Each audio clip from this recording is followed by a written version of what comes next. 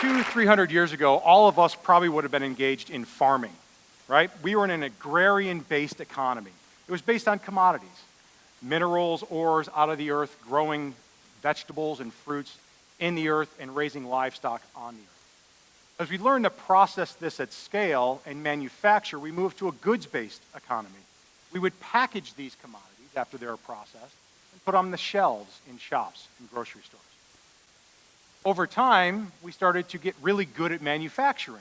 We know in the United States, manufacturing jobs are declining. And so we moved to a service-based economy where these goods were delivered in a new context. Someone was providing these goods to us. And in a service economy, the goods started to be commoditized. A good example of this is if you think about the last time you went out to breakfast at a restaurant or dinner and you had a cup of coffee. Did you ask before they poured the coffee, excuse me, what brand is that? Generally don't think about that. You just want a cup of coffee and it's being served to you. Yet when you walk the aisles of a grocery store, you're going to choose your favorite coffee based on brand. And services over time are actually getting commoditized. And the legal profession is firmly entrenched in the service economy. How are they getting commoditized? Let's look at the financial advisory industry, right? So our 401ks and people who manage our wealth for us. 2 decades ago, it would cost us $100 to trade a block of shares. E-Trade, Scottrade, that has been lowered down to $10, $5.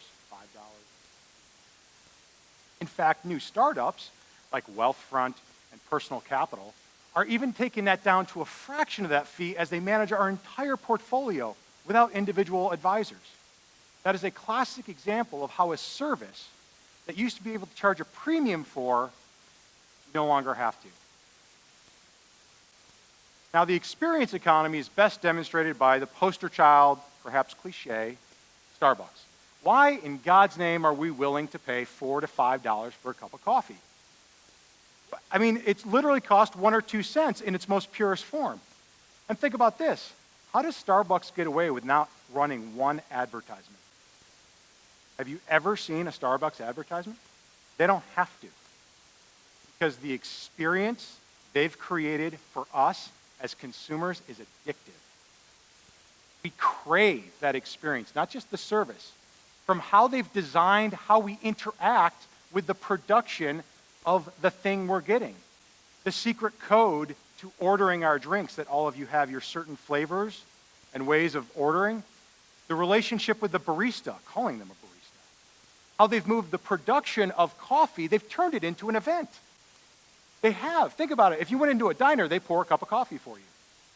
Right? At Starbucks, it's like it's being created and designed specifically for me. Right?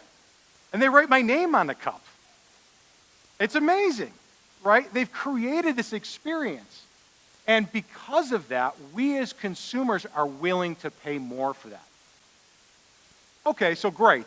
I've convinced you that the experience economy is alive and well. We're firmly entrenched in it. How the heck do we as a profession make the leap to the experience economy? Let me start with a story, okay? And this is a real story. Before I was CSO at Seyfarth, I had my own business design consulting for law firms. It's a fancy way of I would get hired to go recapture clients that they lost or to create a new revenue stream or a new practice group. And I had a client, let's call her Elaine. And she was the founding partner of a 15-person law firm. This is not big law, okay? And she got a call one day from a longtime client in an insurance company. He had recently submitted her first RFP response. In 10 years of doing business with this company, she'd never have to respond to an RFP before. This was her first. And her friend, the in-house counsel, was calling to say, Elaine, doesn't look good. Proposal kind of looks like everybody else's. It's not the cheapest. It's not really what we're looking for. And Elaine was like, okay, what do you want me to do? You want me to lower my price? I can lower my price. You want me to give you free CLEs? I can give you free CLEs, right? What do I need to do here? And the in-house counsel didn't really know either, right? They were stumbling on the fact they haven't defined value. And so Elaine was searching everywhere. Now, yes, I actually hand drew these. I can't tell if this is like she's hiding under the rug or she's searching for value. So it kind of plays both ways. But she was searching. She was like, I don't know. I have no idea how to bake in value to the RFP without lowering my price. Maybe I need to be more available 24/7. So she hit the proverbial panic button, and in those days, I was on the other end of that panic button. So when I sat with Elaine and I talked to her, I realized that she is like almost every lawyer I know.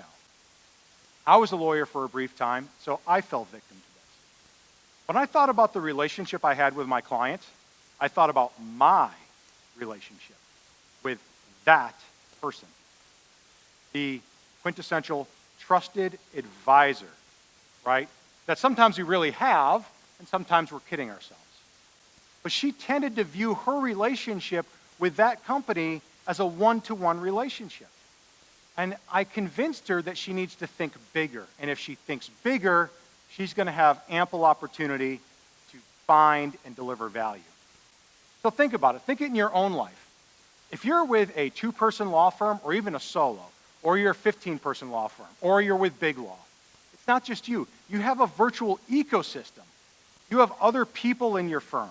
You have systems. You have data. You have technology, right? When you interact with a carbon copy-based court, that's a touch point, right? You have to deal with opposing counsel.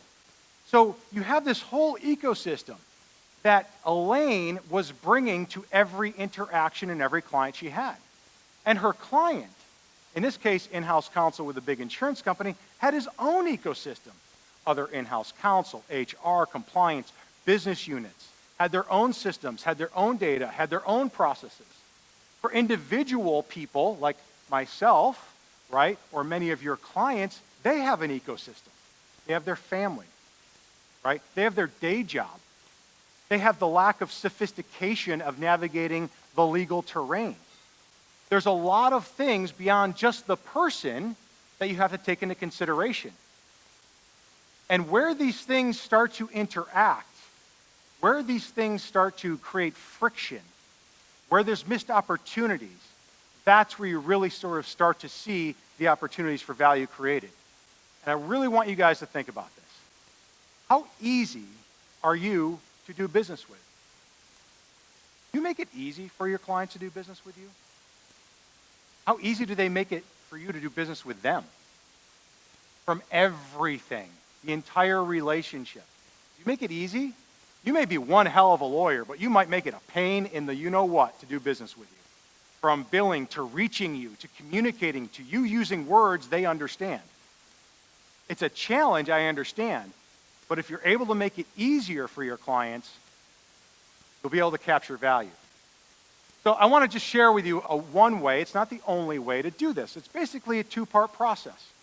You look at how you get the work done, and you look at what the customer or client's journey is. I'll explain both of those. So back to Elaine. I said, okay, Elaine, let's do this. Let's talk about what kind of work you do for this insurance company. And it tended to be, repeat sort of same cause of action and all that.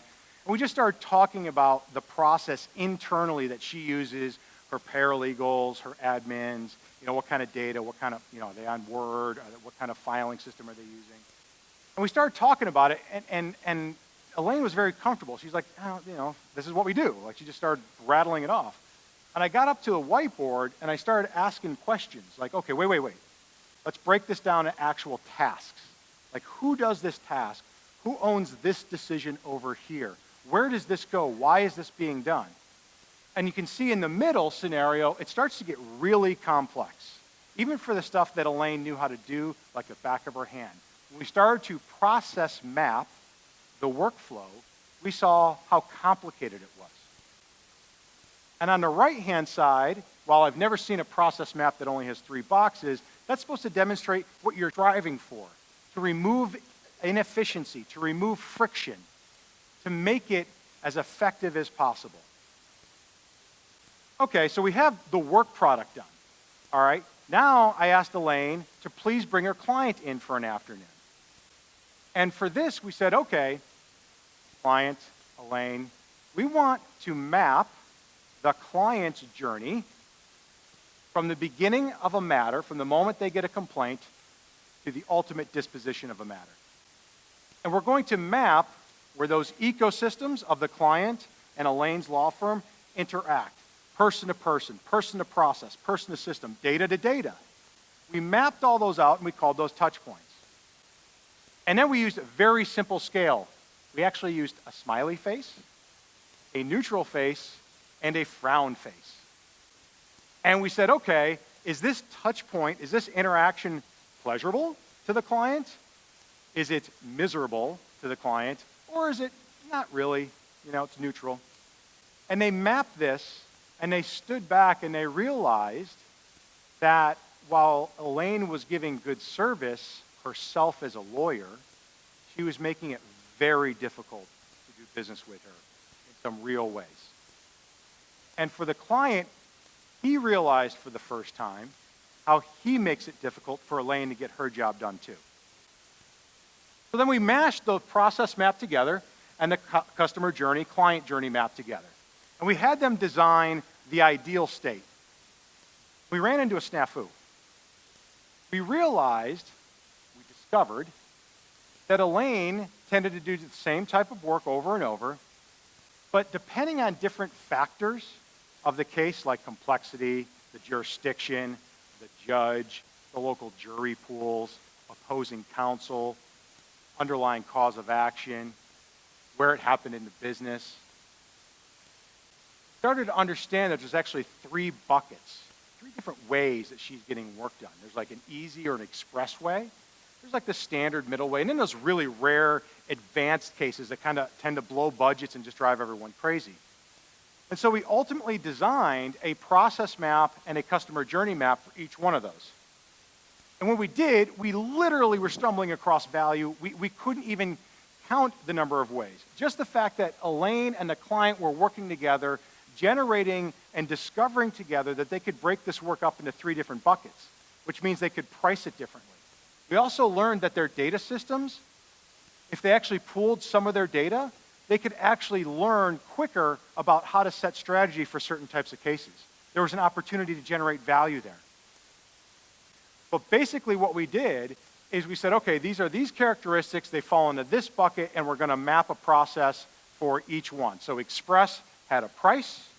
We knew how to talk about how the work was going to get done. We knew how to manage the customer or the client experience in that, and she put that in the RFP, in her revised submission.